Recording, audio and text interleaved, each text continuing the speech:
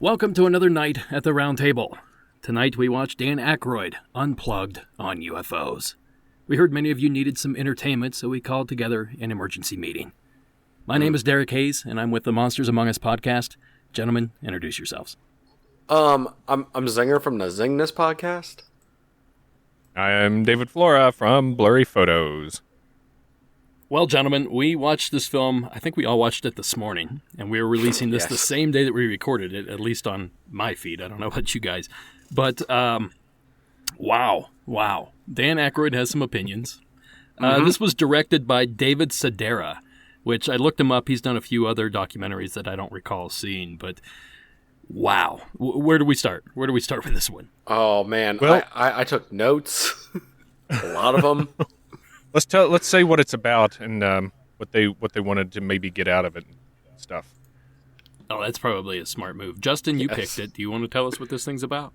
So, in the interest of these Nights at the Round Tables, I was, and by the way, I would like to say I do appreciate everyone posting on it's. I mostly see them on Monsters Among Us and tagging me in ideas. I take them into consideration, but this is one that I just had pop into my head, and I just remembered this was like something that used to be on Netflix or Hulu or something a long time ago. And when you were scraping the bottom of the barrel for like weird stuff to find to watch, this was like you've scraped through the bottom of the barrel and you're starting to get through the floorboards too, because this had a lot going on, and Dan Aykroyd can talk and talk and talk.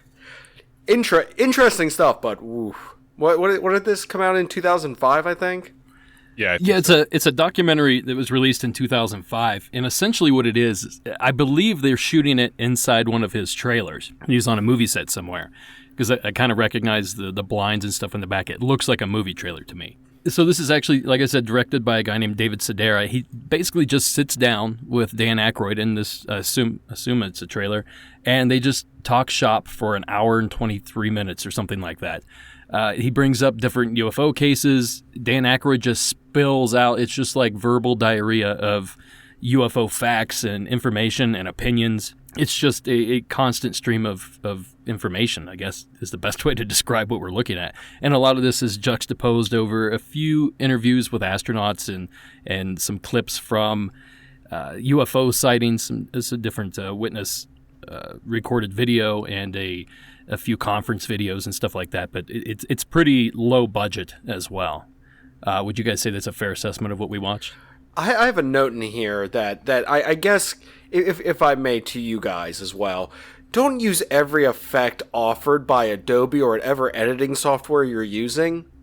Like, I swear I saw every mid-2000s effect that you could possibly put into a video used for, like, either text, transitions, anything. I was just like, I don't even think you saw the same one twice. Like, I would have been fine if they just star wiped everything, but nope, that person was like, all right, let's play randomizer on the effects today. We haven't used the swirl transition yet. Can we get this one in here somehow? Yeah, looking for a nice a box in, box out kind of thing. Where would that go? Womp, womp. It really makes you feel like some time has elapsed. That and Dan Aykroyd talking to you for hours on end. Yeah. I'm trying to look up when this was recorded because I'm trying to cross-reference it of what movie could he have been shooting during that time. I did that this morning. I tried to figure it out, and he's wearing like a red plaid shirt and like I think it's a red jacket vest? over top of it, or a vest. Actually, it might be a vest. Yeah, so it's definitely a costume of some sort. I don't think Dan Aykroyd goes around dressed the way he almost looked like Ronald McDonald a bit there. But I think this was shot in 2001 because at the very beginning he says in 2001 I sat down with Dan Aykroyd. I don't know if he's referring to this interview or some other time that he met Dan Aykroyd. He was pretty vague about a lot of things. So his voiceover narration work led a lot to be desired. And you're talking about David. I'm talking about the David Sedaris character, Yeah. the director and the interviewer. That's what I'm talking about. See, I'd like to assume that he sat down with him originally in 2001 and then recorded something more recently because I thought he brought up some stuff that happened more recently. Dan did when he was talking. So my assumption is that this was shot on the set of Christmas with the Cranks. I mean, Which I did have to look up IMDb. I don't by the know way. that movie very well, but that looks I don't like either. an outfit that you could wear around Christmas time with the family. Yep. I think I figured it out. Well, unfortunately, I have seen that movie, and I can tell you he plays the neighbor, and they have like a Christmas party competition with Christmas lights and stuff every year, and he's disappointed that the Cranks are going out of town. So that's the character he plays in that. I don't know if that helps us in any way, but if those dates line up, the costume certainly does. That looks like something somebody would wear at a Christmas party, I suppose. I'm thinking. I think I might hit the nail on the head. See, I thought he had a conversation. He said originally with him, and then they sat down to film another one. So I'm just assuming Dan Aykroyd will just sit there and start talking to people for an hour and a half at a time. He actually says that in the course of the picture that he said he thinks people come up to him more so than he volunteers to talk to anyone in general about UFOs. He said people seek him out for his opinion on it. Did you guys hear that part? Yeah. Yeah. We're both speechless, but we both heard it. I don't know what to say to that. Well, they said at a certain point that Dan Aykroyd's an authority on UFOs, and I'm not questioning that, but I'm just wondering what his credentials are. What has he done to become an authority? Because I don't even consider myself an authority, and I've done 200 episodes involving UFOs. That's how I feel too. Yeah, but to be honest, he can talk so, I guess, eloquently about it and at great length. And all he says, are very much cases that you've heard of, characters in the field. He can talk about it, so I'm okay if he wants to call himself an expert or not. Yeah. I mean, he definitely knows his stuff. I caught a few little mistakes in there. He actually said the Allagash incident took place in Pennsylvania. I was like, I gotcha, you bastard. I was pretty happy about that because he's a fast talker. He has all this stuff memorized. Oh, the Betty and Barney Hill, 1961, blah, blah, blah, blah. He has it all like rapid fire. And, we're all kind of envious of that, I'm sure. But he was wrong. He was wrong on one of them, at least. So That made me happy. I do have a note that's for later, but I'll bring it up now because I've heard him tell this story on a few different things I've stumbled across, like him being interviewed on or talking about the paranormal. And it's the Men in Black story he tells. Sure. And the reason I want to bring that up is because he makes sure to name check Britney Spears every time. He's like, oh yeah, Britney Spears called me. And I was talking to Britney Spears when I saw these Men in Black. It is funny. Well, I mean, if Britney Spears called you in 2005, wouldn't you tell everyone about it If as Britney well? Spears called me now, I would tell everybody for the rest of my life. So I saw these Men in Black, and then Britney Spears called me, and man, she talked to me for, well, what happened with the Men in Black? I don't know. Well, we have a lot of people that I know don't actually watch the documentaries. They just listen to us yammer on about them. So we'll give a brief summary of what he's actually talking about. So he's telling a story about, he was doing, actually this is important that we bring this up. At some point, I think he said it was Fox. I didn't write that part down, but he had a TV show where he interviewed a bunch of UFO experts. And I think he was meeting with Dr. Stephen Greer, if I remember correctly. And they went to have a cigarette outside, and while he was outside, the show got canceled. So he was on the phone talking to his manager or whatever about the show that got canceled. The blinds. They're like, are they gone? Okay, good. Lock the door. Let's keep them out of here. So the theory here, and the theory that the interviewer and director threw out there was that the military shut down the production of this TV show. So anyway, Aykroyd's outside. He's on the phone. Britney Spears calls him to be on SNL or something. Yeah.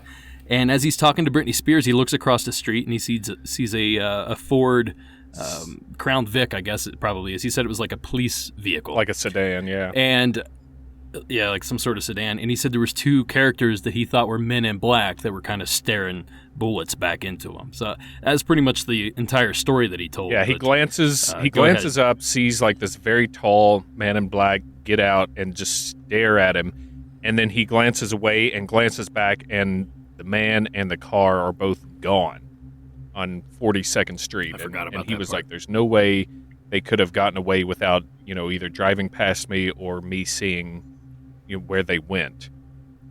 So that was his Man in Black encounter. I'm wondering, was it just somebody in like a Blues Brothers cosplay that was trying to show off to him You can't tell me that. and then got nervous? Number one, you don't see some freaky deaky characters in New York City. Number two, you're on 42nd Street. It could have been somebody who was at security for, a famous actor or something to do with Broadway or a costume. There are a lot of explanations that could be for that, but it's still a fun story. There's a lot of easy ways to explain it. It is. And if I had any kind of Men in Black encounter that I thought even remotely could have been Men in Black, I'd be telling everybody about that as well. I'd throw Britney Spears into it somehow. She was, in the car with me when we saw it. I don't know. She was on the car with me and on the phone with me. Like, that's how much I knew her. That's what it was. He does do a good bit of name dropping in this, I think. So, one of the first sight, because they go over, they have a lot of B-roll of him talking to where they've got, like, shaky cam footage of, and I don't even think some of it is originally shaky cam footage. I think the guy just shook the, like, images when he put them up, too, because I was getting, like, motion sickness watching some of this stuff of, like, different sightings, different photos, different, like, reports and stuff over Dan talking. And one of them is the one that it was like the Mexican Gulf one where they were like in the Gulf of Mexico and they saw lights that were following them that I know was big like in the early 2000s. And I think, if I remember correctly, they don't talk about it there, but I think some other place did like a breakdown. They said it was like oil rigs in the distance or something. I'd actually heard the exact same thing. And what it is you're looking at oil rigs that are all lit up and they're 60 miles away or something. But since you're at altitude, you can't really determine where the horizon is because it's dark outside. So it looks like these are actually flying when in reality they're on the ground. And I think that's what somebody pointed out. You might be referencing to Zinger. Does that sound correct? Yeah, it does. It's just that one stood out because, but the thing is, most of the stuff they were showing, he wasn't talking about. And then other stuff they would. So it was just random images and stuff of different UFOs. And I will say this, there is way too many Billy Meyer photos. Yeah. Well, he kept showing the same one over and over, too. Yeah, it was the same like five videos that they just kept showing on a loop, basically. Yeah, and for those of you who don't know who Billy Meyer is, I'm not going to dive into that just wormhole of crazy, but if you imagine the most cliche-looking faked photo of a UFO, it was probably taken by Billy Meyer. I'm just throwing it out there. Like, it's one of those things where he pops up in, like, so many weird UFO things. And I'm like, this kind of takes credibility away from everything they're doing to be using his photos, in my opinion. Personally, I don't know about anyone else. Well, I don't know if it was widely known that Billy Meyer was faking photographs in 2005. David, do you happen to know if that's I don't off the top of my head. I was going to say that this... Why not? I'm not Dan Aykroyd. That's why I defer to him as the expert. I know that this documentary had quite a few names you might recognize. You mentioned Stephen Greer. He's big in the field. And then there's Bassett. Is it Stephen Bassett too? I'm getting Stevens mixed up. I think it is. I'm not as familiar with him. This is a great way to prove my point. Everybody knows these names. And then there's Richard Dolan. He pops up in there. You mentioned Billy Meyer with the photographs, and then you've got John Hutchison, which is a very interesting art that they showed in there. And that's when I was kind of like, oh, okay. So this is sort of a catch-all documentary. I hope you don't believe all of this stuff because that guy has been debunked into the ground. He was on a lot of like this time frame stuff for like history and Discovery Channel. For any time they did a documentary on like the Bermuda Triangle, they would get him in there instantly. Yeah, he was on speed dial. Like, yeah, and have him talking. And it's funny because I like heard the name and I'm like, why does that ring a bell? And I saw the experiment, I'm like, oh, him. And then I did manage to notice this too. Did you notice it said Canadian scientist? Is there a difference between Canadian and like any other scientist? They're more polite. I just noticed like with the letters flying in, I'm like, oh, he's a Canadian scientist. Why does that make a difference? Well, they put scientist in asterisks, Yeah. too, so I don't know what that means. So Put Canadian and double if you asterisk. guys listening if that doesn't seem familiar or doesn't ring a bell, John Hutchison is a quote-unquote Canadian scientist that is said to have discovered a way to levitate objects through Tesla coils and zero-point energy and all kinds of other pseudo-babble and techno-speak.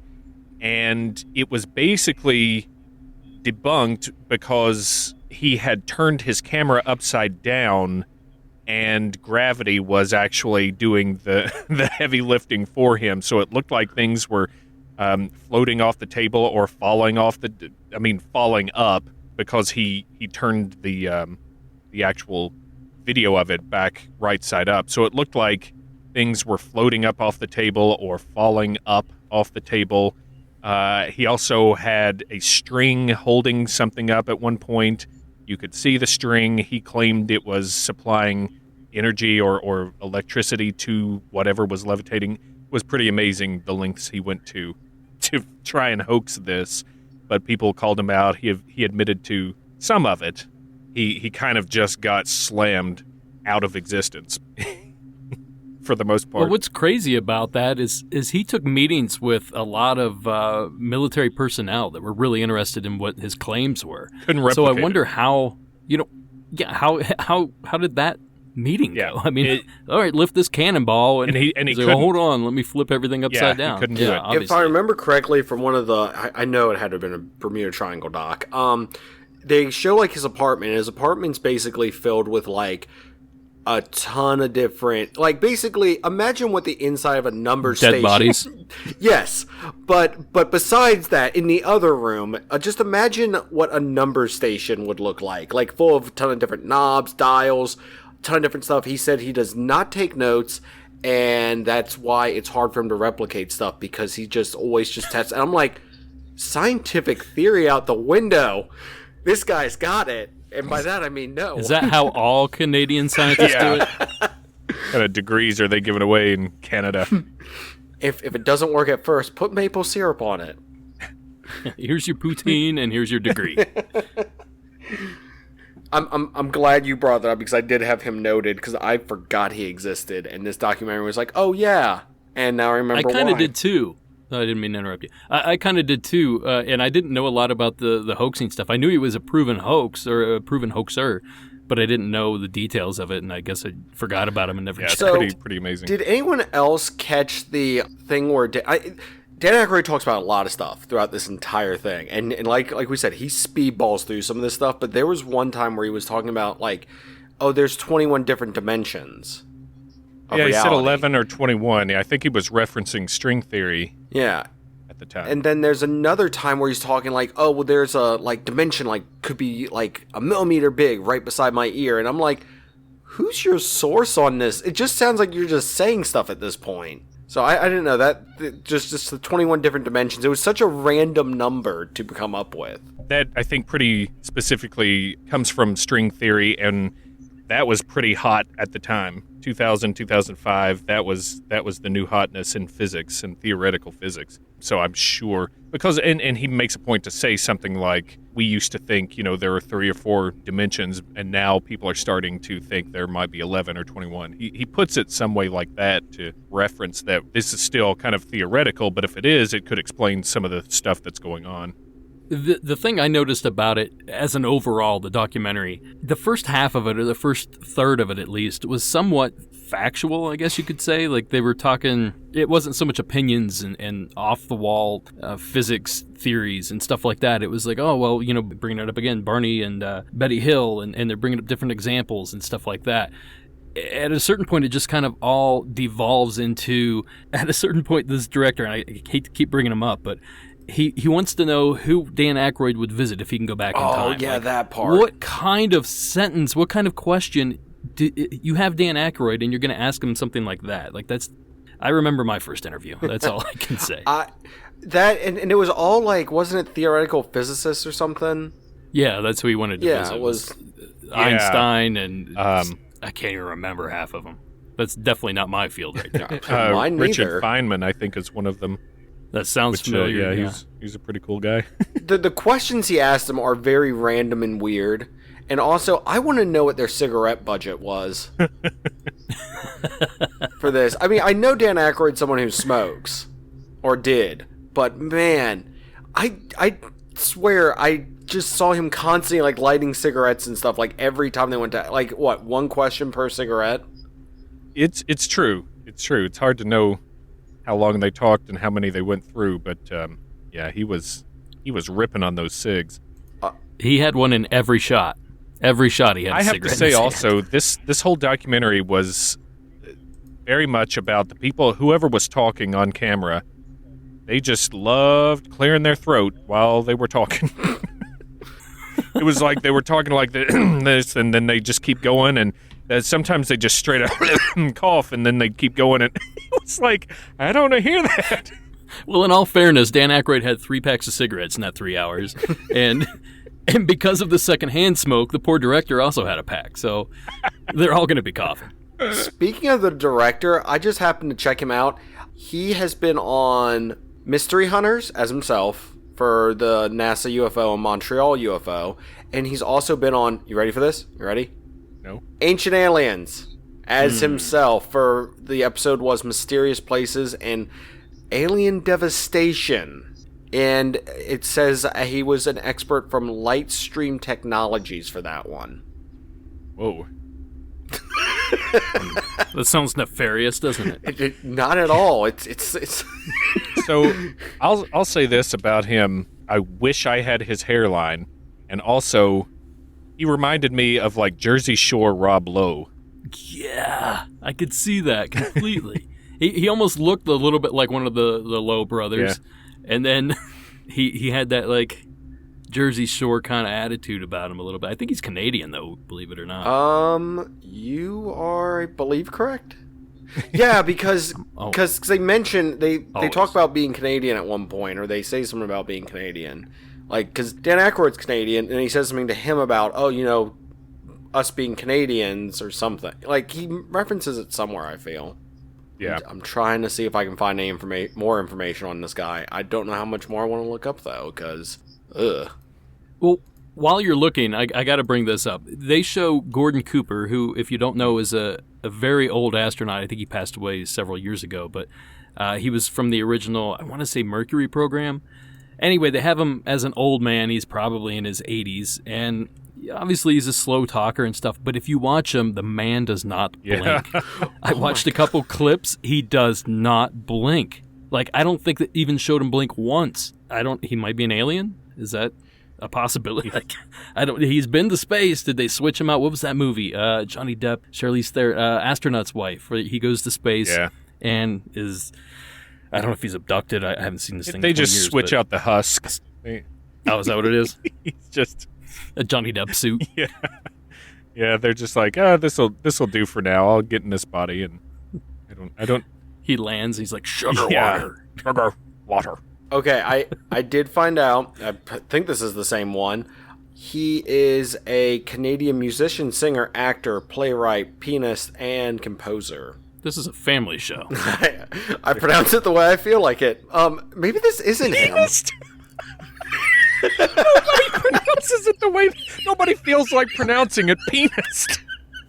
I pronounce it the way I feel like... Shut up. Pianist. You know what? Oh, man. I don't like how people pronounce the word pianist. Here's how I feel like. And what would you call someone that handles a lot of penises? A virtuoso. Yes, exactly. Yes. Oh man. So, I have a note here that they talk about the black triangles and black rectangles that are often seen, or that's something more commonly seen. They keep showing images of the stealth bomber and everything, but they're like, it's not those, but we're going to show images of those. They did put that disclaimer up there. Perfectly illustrating what the black triangle looks like, and it looks like a stealth bomber, and they're like, but don't think it's a stealth bomber. But No. Stealth bombers make noise and UFOs are quiet. These are different things. So, have you ever gotten any reports on Monsters Among Us of, like, large black triangles or rectangles just floating through the sky? Oh, yeah. I've probably 5 or 6 of them now that I've played, and there's probably a few other in the bank somewhere. And they're definitely not stealth bombers, though. The descriptions that I heard, they were more like the description of the floating, hovering, like the dirigible kind of wedges, rather than like the stealth style, if that makes any sense. Like a big cheese wedge. Well, people are talking about how they may be inflated. It's actually a blimp and not, a rigid vehicle. So when people are seeing these big wedges that take up like an entire town, you're actually seeing some sort of inflated balloon inflated type with thing, what? rather than helium, or it wouldn't be helium. Well, no wonder we're what are running they out using? Then. It's all in these giant triangles that somehow vanish Well, during the day. whatever they put in the Goodyear blimp, I don't know what they put in there. It used to be hydrogen, but I think that's flammable. So I think they're nuclear powered. I didn't say that's what I believe. I'm just saying that's what people talk about. Like, I just had that, and I did love how they immediately showed those. Like, it's not these, but just imagine it is these, but it's not these. Switcheroo on you guys. Another thing that kind of plays into is they talk about the Phoenix Lights for a little bit, but they don't give an explanation, or they don't give the I know the common thing at the time was they were writing that off as it was like a training they just talk about instances, but don't have him maybe debunk the debunking of it, which I would have found interesting if they had Dan Aykroyd do some of that. But no, they just are like, oh, the Phoenix Lights. It's this event where people, Yeah, and they then it's reference those cases. I think they talked about the Battle of L.A. as well.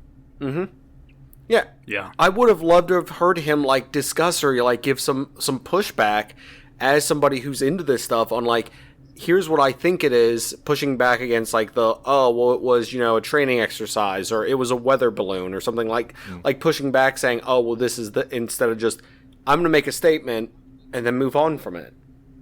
Not really referencing Well, they really don't go into much detail at all when they bring these little encounters up. It's just the Phoenix Lights are a thing that happened, and then we move on to something else. They don't really give much detail. I guess there's a few interviews they do. They interview, I can't think of her name, but the blonde lady that they interview for the Phoenix Lights. Yeah. So she does give a little bit of information, but they really gloss over it for the most part. For a 2-hour documentary, you'd think there'd be more substance to it. It was pretty sporadic. I felt like, this is one of my main takeaways from it too, I felt like there wasn't a very clear plan, a very clear format that they were going, this section goes into this section, we're going to talk about this, and this.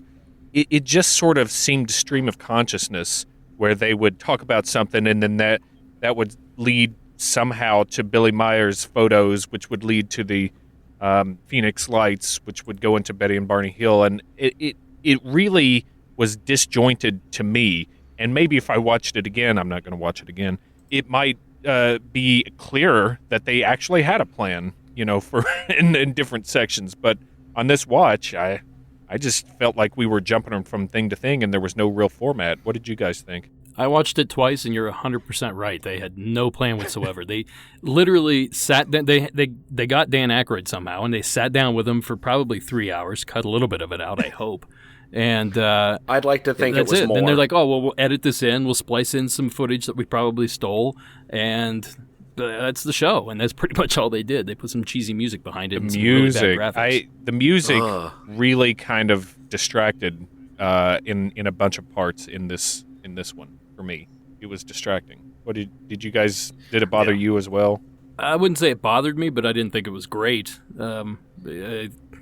Nothing about this was great other than Dan Aykroyd just being entertaining. I think that was the best part, and the only redeeming value of this documentary, if I'm honest, is him talking and just seeing the knowledge that's in his head that he can just regurgitate and do it so well. That to me blew me away. The rest of it was just kind of like a jumbled mess of YouTube clips, really. That's a good way to put it. So are you supposed to, when you're shooting a headshot for like these documentaries and stuff? I mean, I obviously know the answer. I'm just asking for the listener out there. Are you supposed to cut off like either half the top of their head or half of their chin and just have it at a weird angle where it's way too close? Well, with those shots, that was dumb. They had these zoomed in shots that they intercut, from the regular interview type shot where they frame a person from maybe the shoulders up, and they would intercut it with these zoomed in shots of right against Dan Aykroyd's cheek. And it was basically from eyebrows to lower lip was what you got. And I was like, why did you think that was a good decision? That makes him look awful and makes the quality of the picture go down.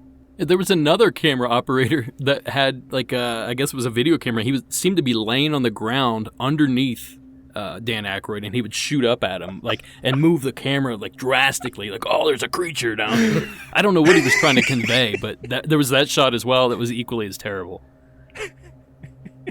Sorry, I'm scrolling through, and I just actually scrolled by one of those things, and they do use the Billy Meyer photos a lot.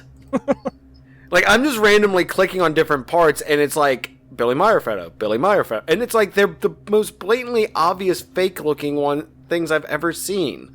Sorry, I've just got another angle. I just noticed you. Yeah, there it is. It's like shooting almost up his nose, almost. Yeah, an angle, and they the one guy they interviewed, the older guy that doesn't blink. I think Gordon Cooper. I think he needed subtitles. Maybe he was. Yeah, I thought it was Jimmy Carter at first. Just kind of like the way he talked and kind of like this, and he has that southern drawl, and he's also really old, so he barely moves his mouth when he talks. It's an American hero we're making fun of. You know what? Yeah, I'm not. It's just how that's how Gordon Cooper was. We love him to death. Bless his heart, right? So we're learning things for Shadows in the Desert, Derek. So don't shoot up someone's nose. Get subtitles if we get somebody old. Don't answer emails from Dan Aykroyd. I gotta say, I really like Dan Aykroyd, and I thought he was good in this. I respect his opinions and his point of view, and I thought that, like you said, Derek, he was probably the highlight of this, and it was great to listen to him opine on all this stuff. And if he had stuff that happened to him that really makes him think that everything is real and there's something going on and things, well, more power to him. I can't say no to that. But I do still like Dan Aykroyd. I don't fault him or want to make fun of him in this in any way, because he said some really interesting stuff, and I think none of it is so cuckoo that I would say, okay, Dan Aykroyd has lost all my respect and I never want anything to do with him. I think he'd be fascinating to talk to, and I did think it was a treat to just hear him talk about so much stuff so eloquently.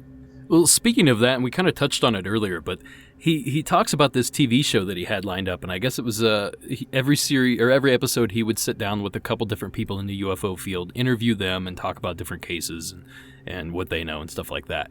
It sounds super interesting, especially if he's going to be hosting it, because, like we said, we could watch him read the back of a cereal box or something.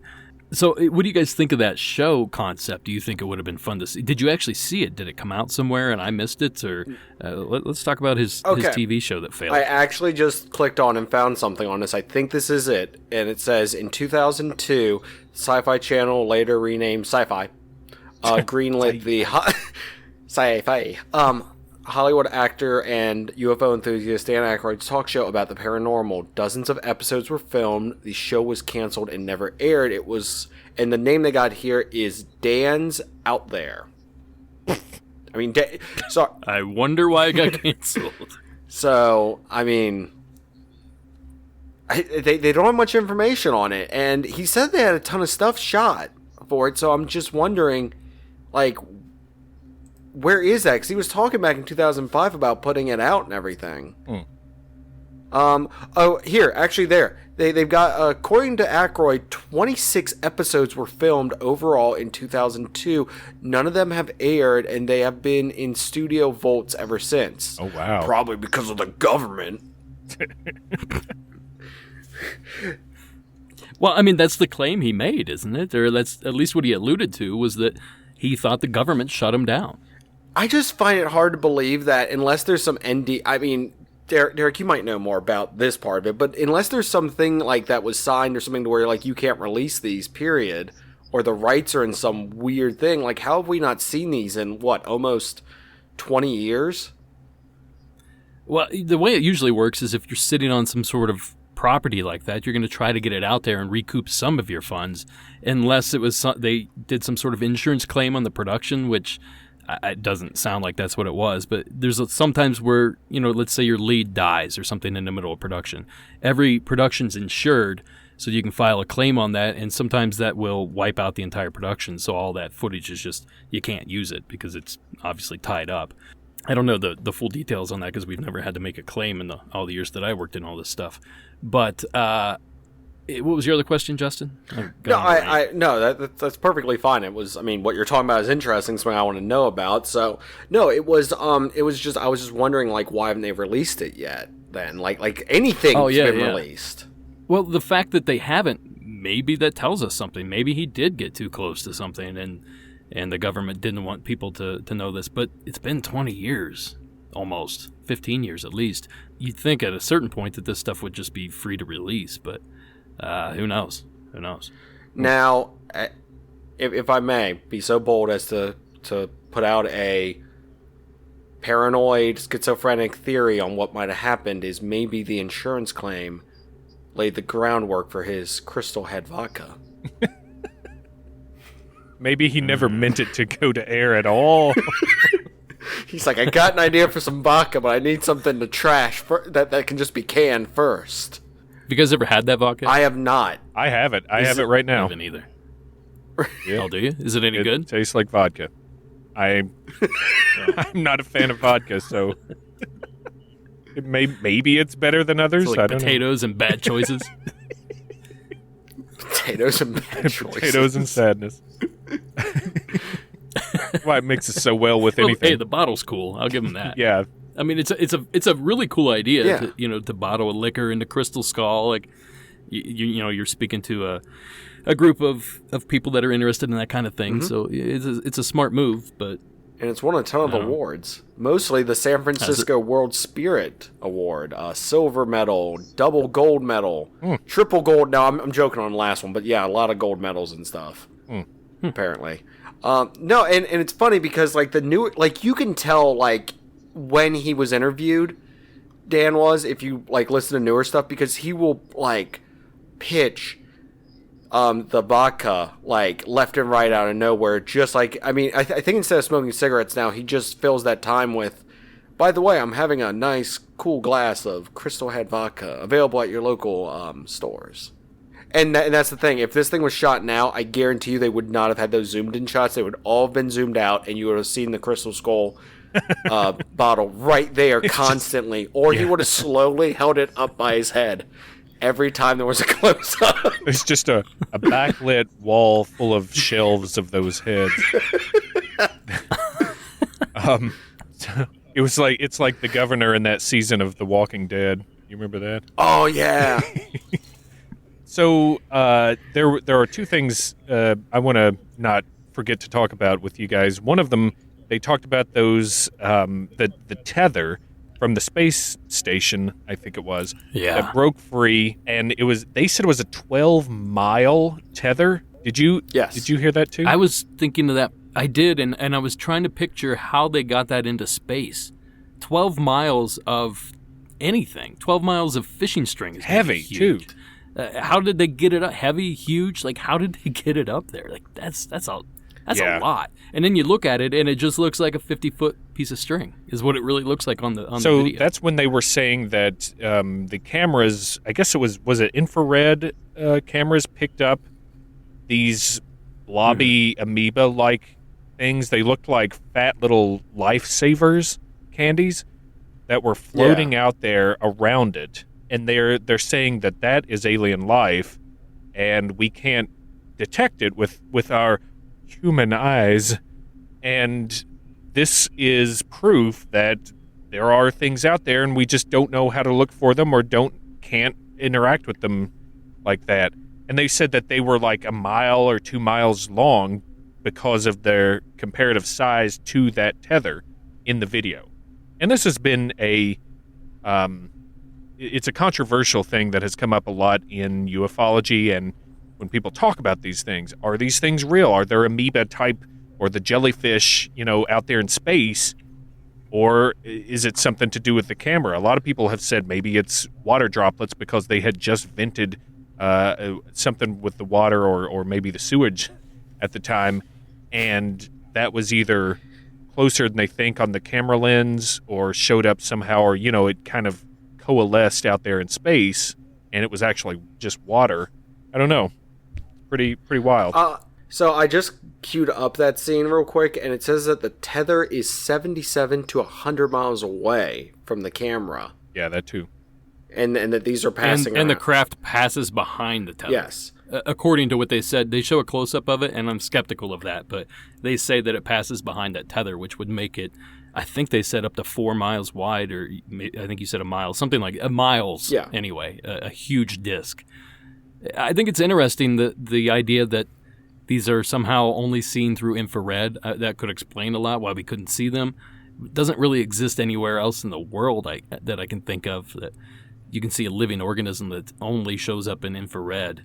But I don't see infrared, so maybe they're everywhere and I just don't see them. But that's not how that works, by the way. I don't know. I thought it was interesting, but also, just looking at it, it's like it could very well just be water droplets, and whatever shape we're seeing could be a reflection of the lens of the camera or the what do they call those, charge coupling device, the little piece inside the camera that actually records it. It could be a lot of things that we're looking at. So, ironically, like I've seen these images before and stuff. I feel the more compelling space stuff is the stuff they showed way earlier on, where it was like solid light objects moving around in space, possibly. But of course, all of those, they're like, oh, this has been sped up, so it looks like it's moving way faster than it actually is. As for these like little like donut-shaped things almost that they are seeing, I almost feel like the camera's not focusing on what it is. Like, it could be ice crystals or stuff that broke, because you have a cable going out, or this tether going out, and it snaps. It's in space, but still debris and stuff are going to go off it and be flowing around. And if your focal length on your camera isn't at the right spot, those are going to turn into just something completely weird and out there. Almost like if you're taking pictures with the digital camera in a very dusty house and you're like spirit orbs. Am I raining on parades right now with that? Also, seeing this stuff rings really true to me with like rods and stuff like that, with people like saying, oh, I took this picture and there's a rod in it. It's like, it's a bug. No, it's a rod, because it's like the camera wasn't shooting that particular thing, so it wasn't focused on it. We should also point out that these craft or saucers or whatever you want to call them, they're a bit translucent. So to say that it goes behind, it's really difficult to tell that it actually went behind that tether. Like, it could just be so translucent that you can't really judge the distance. So in that case, again, that makes that more likely that what Justin's saying is true, or could be true anyway. I was just gonna say that. I mean, I got a new telescope for the holidays and everything. Ellie got me a new telescope, and I've been messing with that. And it's one of the ones that has the like big old like mirror in the back, and then the stuff up front. You're looking through it and everything. If I don't have that properly focused when I'm looking at stuff, it looks like these things. It looks like a circle with like a light around it, and I'll sit there and adjust the focus, and it's like, oh, okay, I'm looking at a star or something. But if I don't have it focused, it's like, what is that? Oh, is there something? No, it's just take time to focus it in. You'd also think that if there were craft or whatever these things are, again, flying around and you can only see them with infrared, why wouldn't other footage surface? Why wouldn't amateurs be shooting up into space with their infrared cameras trying to capture this kind of thing? It's just another reason that tells me this is probably something explainable that NASA knows what it is, but they just didn't bother explaining to us lowlives. Us peasants. Us TP hoarders down here. The other thing I wanted to... That's what it is. It's toilet paper rolls in space. That's why they're like... That's what it is. That's it. They're making The a run government for doesn't it. want you to know it's hoarding that, and it's storing it in the one place you can't get to, plebs, space. That's what Space Force is for. It's to protect the toilet paper. Oh, man, it's all coming together. That dude that tried to see if the Earth was flat or not, Mad Yep. Mike. he was the one. He died for He our was a sins. hero, and now he's a martyr. So the other thing I wanted to talk about was something that really blew my mind in this. Dan Aykroyd said that he thought of time travel in a way that I don't think I've ever kind of considered before, but, the whole concept of time travel where everything's happening all at once, in the sense that 5 minutes ago is still... This is going to sound crazy. It's still happening somewhere because of the way space-time we're going through reality, I guess is the way to put it. Man, it's already melting. Feed us, Mama Bird. But like, feed us. you can see the past, right? When we observe stars and galaxies, that is the past coming to us with the photons. So in a way, all of time is happening all at once. And if you think of a moment, let's say the moment that you fixed lunch today, let's say, and if you go to dinner time, if you were to time travel back to that moment you fixed lunch, you basically have to choose this one moment out of, all moments that are happening, past and present, but you imagine them as all being laid out in front of you, and you can see it all, every moment all at once. You just pick whichever one you're going to, and therefore, since everything's kind of laid out, everything's already happened, and you just pick that moment to go to. Man, it sounds so freaky deaky, but when you think about it, it's pretty crazy to think that way, and therefore something that has already happened is still about to happen somewhere else. And you think that way, it's probably better to imagine it as coming from another galaxy. When we look out and see that the light is coming to the Hubble telescope, and then we process that and see that image, that has already happened. But there's still light that's coming that is going to happen that has already happened. Does that make sense? I have never, ever heard someone explain the way Dr. Manhattan from The Watchmen sees time better than you have just done. Thank you, sir. It's wild. And I have no idea what he just said. Yeah, maybe I shouldn't have ended with, did that make sense? I should. No, I follow it. I mean, I understand the logic of, what we see in space is stuff that's happened already. But that's about so as far yeah, as my you just brain will help. take that and put it in a more mundane setting. You went to the bathroom this morning. It still happened. It's happening. It will happen sometime again somewhere for someone or something, or it won't. But those the photons, everything that has, been ripping through space, happening right here in this moment in this space, it's kind of not fixed in time in that sense. And it really melts. So are you saying if I go far enough away, I can see the past? Yes. Is that well, absolutely that. Yeah, for sure. Okay, but we can't go to the past. We can only see the past, right? Because if we try to go to it, then we I would will catch never up. say no to that because I don't know. There may be. Well, I don't know. I was asking more than telling. Well, think I have about no it. idea. If you're looking at the next galaxy over, and you see there's millions of years in the past, is there a way? And this is very theoretical and out there, and this is why I'm posing it to you guys. Is there a way to jump on a certain moment that you're witnessing and live out that moment? Right now, I would say no, because it's not the physical reality of that's happening. Right now, it is the visual reality that we're getting and processing. But is there a way to jump into that moment via the photons that are coming to... Woo!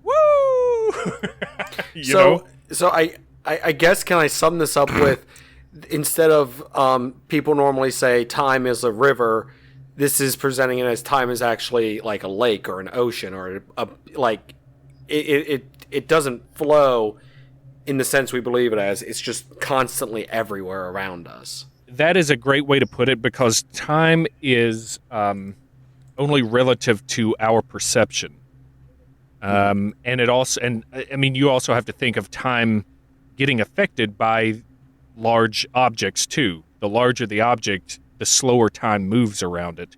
I think of the movie Interstellar, where they go to that giant planet with the huge tidal waves, and they get stuck for an hour, but 7 years have passed up in the craft that they got there in, and so their colleague up there has aged 7 years, but for them it's only been an hour. And you stole my backup joke of, instead of the Watchmen thing, I was going to be like, wow, you just described the end of the next whatever it is, Christopher Nolan movie. Christopher Nolan movie. Yeah, that's scary. I just make it so complex, people will like it. That is one proven way to time travel, is to, oh man, I'm going to screw this up. Basically, you fly to Jupiter, I don't know, and you circle Jupiter, but because of the gravity of the planet, it sucks up time or something. So basically, you land, when you circle back around and you come back to Earth, it's 2040, but you're still the same age you were when you left. 2 years it took you to do the journey or whatever. I'm terrible at explaining this stuff because I barely understand it. But no, you got it. You totally got it. Time slows for that person, and in that, for their perception and basically for their reality. Like you said, they will come back the same age, or however long that's supposed to take. But meanwhile, Earth, everybody has the time that everybody perceives on Earth would be that constant. So when you slow down over there, this other thing here keeps going. It's really freaky, and you can only go forward right now. That's the thing that kind of catches everybody on the time travel aspect. Time can only go forward that we know of right now. Now, if there was a way to figure out the inverse of that, then you could, I guess, go fast enough to go back in time. But right now, we don't have anything good. Yeah, you have to find something that accelerates it, right? And if you were to go faster than light speed, then time would stand still for you, and possibly you could go back in time, because the speed of light is how we perceive things. We get the photons, and our brain processes that. If you go faster than that, everything stands still. And then if you go faster than that, it might start running backwards. But, there are limitations, weight being one of them, the energy being another. So, yeah, it's fascinating. Time travel is one of my absolute favorite things to talk about with this kind of stuff. It's so fun. Didn't pick up on that at all. No, I should lay it on thicker next time. Well, just a little bit thicker. Tonight's episode is brought to you by Advil. Did that give you a headache? Try Advil. Excedrin. I had a headache this big. Oh, only you old people will understand that one. Like, that's an old slogan. Yeah, that's Little, tough to yellow, wrap your head different. around. Like, I get what you're saying, but man, just the scale of it, because you can't apply And all it to this- anything. There's nothing you can apply to No. compare it to. Like, I'll just equate it to going to the grocery store, but you don't lose time. Well, I guess you do at my grocery store, but at most you don't. Yeah, it is just wild and so fun to talk about. And it all relates. The reason I even talk about it is because they were talking about perhaps these are beings or crafts from the future that are coming back to observe or whatever. I think that was thrown in there at some point. I love that But- theory, by the way. That makes more sense than just about anything else, I think. To me, that makes more sense than creatures, hurtling across space to visit this one tiny rock that they probably don't even know exists. To me, it makes more sense that, of course, as we evolve and turn into these weird-looking creatures because we don't go outside anymore, when we go back in time, they're not my going to gosh. recognize us, and we're going to want to go back in time. We're going to want to go back and see, the nightmare that we were, and jeez. Yeah. I would go back. I would go back in time and watch what was going on. Well, let me pull a David Sedaris and ask you, if you could go back to any time in history, where would it be?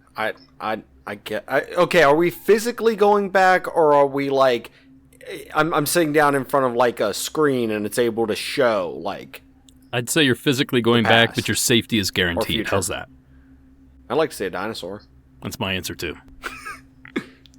3 for 3? These are no. I think I would go back and see what the hell Göbekli Tepe was about. It's dinosaurs. So 3 for 3. Dinosaurs built it. Yeah, he was a dinosaur holding. David walks out of his refrigerator time machine and a stegosaurus just walks by. What the hell? Didn't they have stegosaurus carvings into think- the wall at Göbekli Tepe, don't they?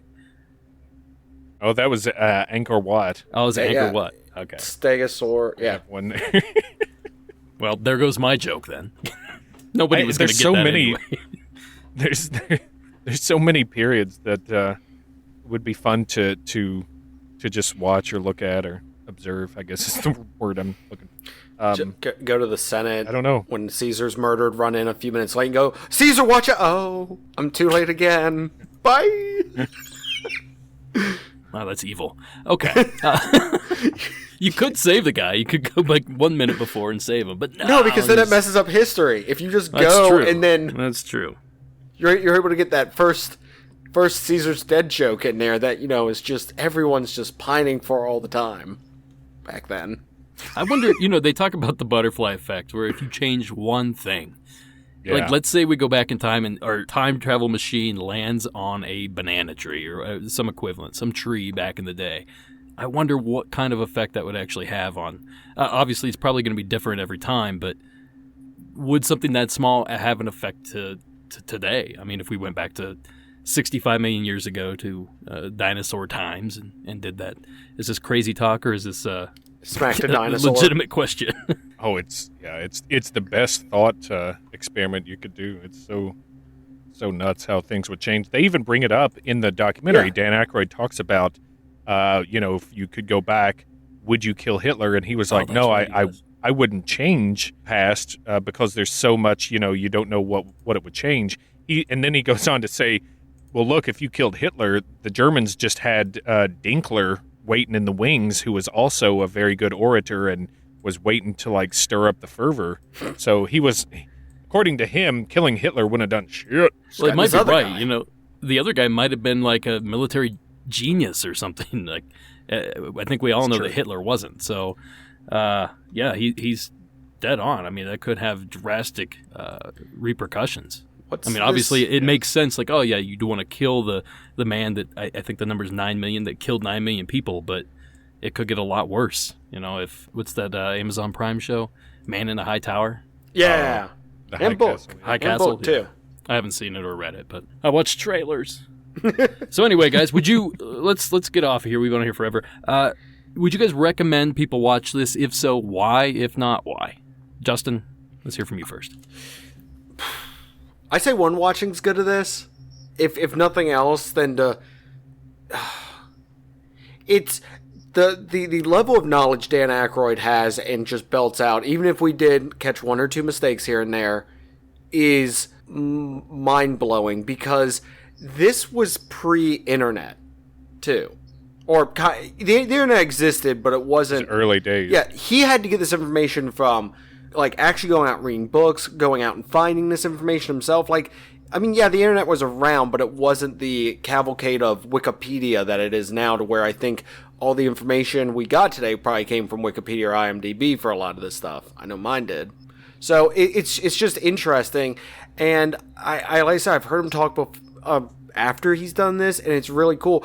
I would like to see, directed by somebody else, a like sit down, or like to redo those shows, or to like have him do like a paranormal thing. I mean, there's so much of that around now. It's like, I'd find it hard to believe that they hit on something that drastic.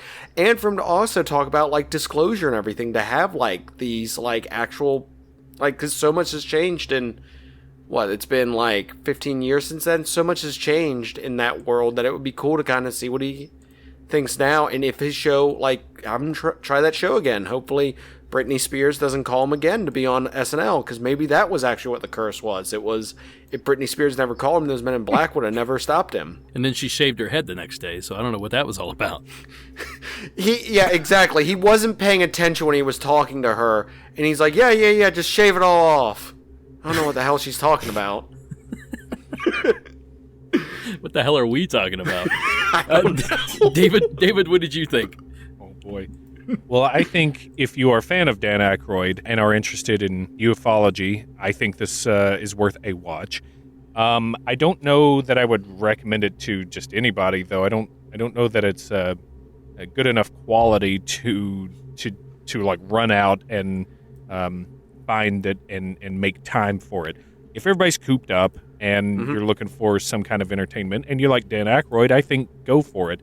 Again, I think that I have a lot of respect for Dan Aykroyd, and I liked what he was saying. And he did do a fair amount of promoting the idea that maybe there are benevolent and malevolent entities out there. And by entities, I mean aliens, who may be trying to help mankind and maybe trying to hurt it. And he hopes that there are ones that do want to help the human race, and he has a very positive outlook on it. If aliens exist and are coming and visiting and stuff, and it kind of dips into hippy-dippy kind of thought, but it is positive, and I appreciate that at least. At least he's thinking good vibes. So yeah, I think if you don't know much about the stuff that we were mentioning, there's a lot more that we didn't mention, a lot more stories and what they talked about. And so if you want to brush up on that, I think it's a good way to do it. But I wouldn't put it very high in the quality category, just the way it's put together. Well, it looks like it was shot in like 1996 or something. It's just bad quality. I kind of side with you guys. I'm going to recommend this as something you put on while you're doing dishes or cooking dinner or something. You can hear it in the background. If you can hear it, that's plenty. You don't need to see what's going on. It's just Dan Aykroyd smoking and views up his nose holes. But just kind of listen to what he's saying, hear him talk. That part is exciting. That part is fun. It kind of gets you inspired a little bit. Like, oh yeah, I remember this. I remember that. I want to learn more about this. But the rest of it can be kind of left back in 2005, I think. Derek, that's a great point. Treat this documentary as a podcast. Turn it on. Don't watch it. Just listen to it. Of course, after you listen to all this. And our great shows. At the same time. Yes. Yeah, we're doing a riff tracks. Oh, we should do riff tracks. By the way, I have had that. I've noticed people have also put that out there, that they want us to do that. The logistics of it. They want us to do riff tracks? They want us to watch a documentary or one of these movies and do a riff tracks to it. I'm not against it, but I am not... the level of editing and matching up would be astounding. It would be almost as much as doing a documentary about the shadows in the desert. Go ahead, plug, guys. We would have to be in the same room, I think, for that to really work. Yeah. Well, I set you guys up for that plug, but apparently no one wanted to plug that in, so darn. How are we doing on that, Derek? We're about 80% funded, I think, right now. So definitely haven't hit the goal yet. If you guys want to see what we're doing and want to help us make this happen, please do. There's still time to check it out and help us fund it, get something back in return. And still plenty of time to hit some stretch goals, one of which is a blooper reel that I think people would probably get a real kick out of. I'm secretly hoping we don't hit that goal because I don't want the blooper reel to go out. But it's important that we do say that we need that flex money. Like 20 is our lowest we could possibly go and get this thing made. We really need that extra money. So if you guys see that it's funded, still continue to pledge money because we'll put whatever we get to use, and we'll the more we make, the better this film's going to look, the better it's going to turn out. So I don't know, help us out. We appreciate it. And you can find that on either of our websites or social media pages, or search Shadows in the Desert on Kickstarter.com. That's important. We should probably add that. Anything else you guys want to address before we duck out of here? I mean, do we want to put this out there of, be safe, be smart out there right now, everyone? Stay home? Yeah. Oh, I was going to say be safe, be smart, but I guess if we really want to make it blatant, stay home. Subscribe to your favorite podcast. Yes. These ones. Give money to their Patreon. Yes, and to their Kickstarters. Send us some Pringles, whatever. Prangles? I'll take it. Pringles, beef jerky, whatever. Okay. Prangles. As long as it's sealed, I'll eat it. Can't be too careful anymore. Find the worst flavor out there, people. Find the worst flavor possible and send it in. Anchovy jerky, is that a thing? Mm-mm. All right, guys. Well, for the Knights of the Round Table, I have been Derek Hayes. I've been David Flora. And I'm always Justin Zinger. Bye. We have no idea what we're doing.